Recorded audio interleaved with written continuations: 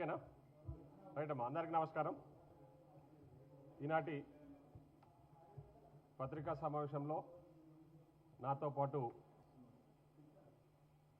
మా మిత్రులు వెల్లయ్య నాయక్ గారు, అదేవిధంగా చరణ్ మన కౌశిక్ గారికి, అదేవిధంగా మీడియా మిత్రులకు అందరికీ పేరు పేరున ధన్యవాదాలు. ముఖ్యంగా ఈనాటి ఈ పత్రికా సమావేశం యొక్క ముఖ్య ఉద్దేశం, ఈరోజు ఎన్నో రోజులుగా మనం ఎదురు చూస్తూ ఉన్న అంశము ఏదైతే ఫార్ములా ఈ కేసులో జరిగిన అవినీతిపై ప్రాసిక్యూషన్కి సంబంధించి గతంలో రాష్ట్ర ప్రభుత్వం గవర్నర్ గారి అనుమతి కోరుతూ లేఖ రాసిన విషయం మీ అందరికీ కూడా తెలుసు.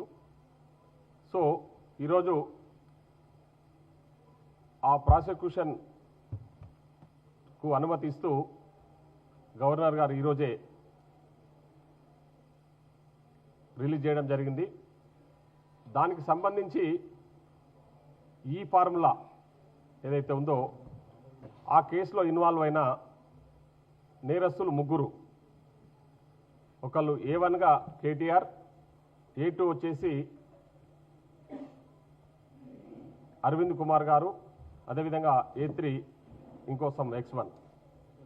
సో A1కి సంబంధించి ఈరోజు A1 శాసనసభ్యులుగా ఉన్నారు కాబట్టి సో ఆయన మీద ప్రాసిక్యూషన్ ముందుకెళ్లాలన్నా ఏసీబీ వాళ్ళు ముందుకెళ్ళి ఛార్జ్షీట్ ఫైల్ చేయాలంటే తప్పకుండా గవర్నర్ గారి అనుమతి అవసరం.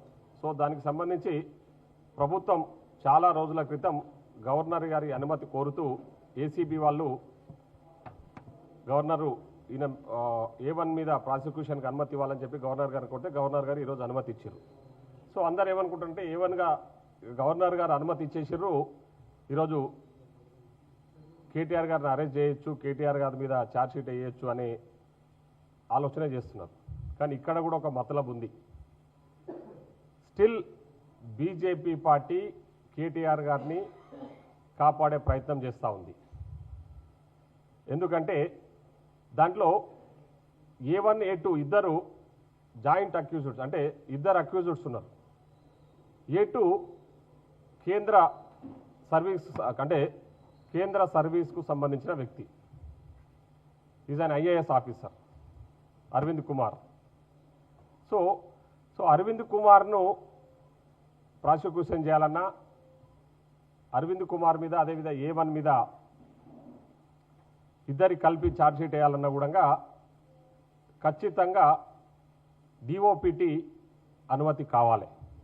సో ఆ DOPT అనుమతి కోరుతూ చాలా రోజుల క్రితమే కేంద్ర ప్రభుత్వానికి, DOPT అనేది కేంద్ర ప్రభుత్వం ఆధీనంలో ఉంటుంది. సో DOPT అనుమతి కోరుతూ ఆల్రెడీ కేంద్ర ప్రభుత్వానికి ఎప్పుడో మేము ఏసీబీ వాళ్ళు రిక్వెస్ట్ పెట్టుకున్నారు. సో ఇంకా DOPT అనుమతి రాలే. ఈరోజు మేమేం కోరుతా ఉన్నామంటే, మేము పారదర్శకంగా ఈరోజు ఎంక్వైరీ చేసినాం, అంటే ఏసీబీ చేసి ఈరోజు వీళ్ళకి అనుమతులు కోరుతా ఉన్నాం. ఒక పక్క గవర్నర్ గారికి ఇప్పటికైనా గవర్నర్ గారు అనుమతి ఇచ్చినందుకు వారికి ధన్యవాదాలు తెలియజేస్తా ఉన్నాం రాష్ట్ర ప్రభుత్వం తరఫున. కానీ కేంద్ర ప్రభుత్వం ఈ DOPT అనేది ఇంకా ఆ DOPT ద్వారా A2ను కూడా ప్రాసిక్యూట్ చేయడానికి అనుమతి ఇవ్వాలని చెప్పేసి మేము ఈ సందర్భంగా కోరుతా ఉన్నాం. గవర్నర్ గారు అనుమతి ఇచ్చి DOPT అనుమతిని తొక్కిపెట్టిరంటేనే మాకు అనుమానాలు ఉన్నాయి. బీజేపీ ఈరోజు కేంద్రంలో ఉన్న బీజేపీ పార్టీ, ముఖ్యంగా కిషన్ రెడ్డి గారి నాయకత్వంలో రాష్ట్రం తరఫున కేటీఆర్ గారిని కాపాడే ప్రయత్నం చేస్తూ ఉన్నారు. ఎందుకంటే కేటీఆర్ గారు ఈ ఫార్ములా ఈ రేస్ కేసులో 100% మీరు తప్పు చేసిరన్నది వాస్తవం.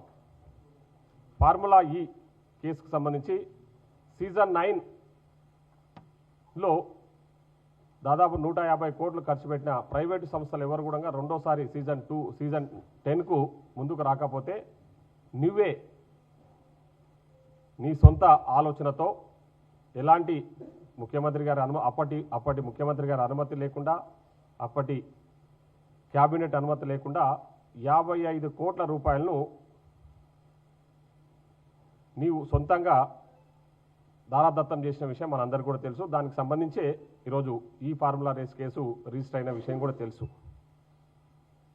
సో ఆ 55 కోట్ల రూపాయలు ఎన్నికల కోడ్ ఉండగానే నువ్వు ట్రాన్స్ఫర్ చేసిన విషయం అది అందరికీ తెలుసు. అది నీవు కూడా ఒప్పుకున్నావు, బాధ్యతగా నువ్వు నేరం చేసినావని నీవే ఒప్పుకున్నావు.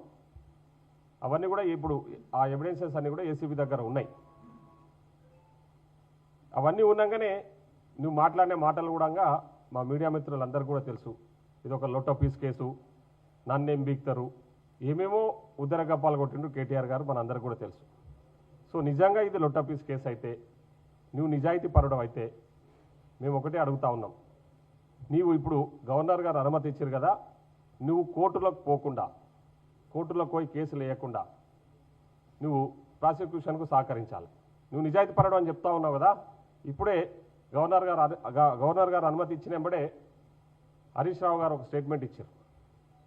ఏదో రాష్ట్ర ప్రభుత్వం కావాలని కేటీఆర్ మీద ప్రశ్నించే గొంతుకలను నొక్కే ప్రయత్నం చేస్తుంది, దుర్మార్గంగా వ్యవహరిస్తుందని చెప్పేసి. ఎవరు దుర్మార్గులు? 10 సంవత్సరాలు ఈ రాష్ట్రంలో 2014 నుంచి 2023 వరకు అధికారాన్ని అడ్డబెట్టుకొని అడ్డగోలిగా, అసలు చెప్పడానికి భాష కూడా సరిపోవట్లేదు, అడ్డగోలుగా దోసుకున్న దుర్మార్గులు మీరు. కేసీఆర్ గారు, హరీష్ రావు గారు, కేటీఆర్ గారు, మీతో పాటు పనిచేసిన మంత్రులు, ఎమ్మెల్యేలు. మళ్ళా మీరు అంత దుర్మార్గపు పనులు చేసి అడ్డగోలుగా దోసుకొని ఆ దోసుకున్న దానిల మీద ఇప్పుడు పారదర్శకంగా ఎంక్వైరీ నడుస్తుంటే రాష్ట్ర ప్రభుత్వాన్ని నిందించే ప్రయత్నం చేస్తూ ఉన్నారు. పదే పదే ముఖ్యమంత్రి గారిని ఏదో కక్ష సాధింపు చర్యలకు పాల్పడే వ్యక్తి అయితే ముఖ్యమంత్రి గారు ఎన్నడో మిమ్మల్ని తీసి లోపలేసేది.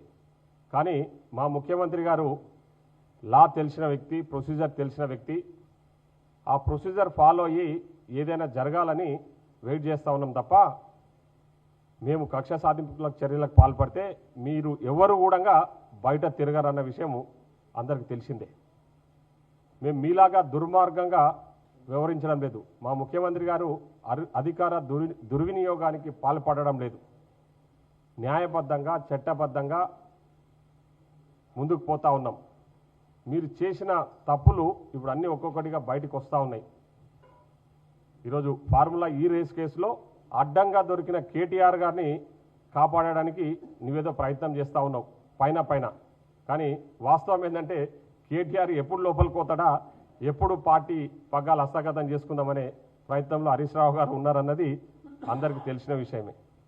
కాబట్టి నేనేమంటా ఉన్నా అంటే ఈరోజు అదేవిధంగా బండి సంజయ్ గారు కూడా ఈ విషయం పట్ల స్పందించినట్లు ఇప్పుడే మాకు సమాచారం వచ్చింది.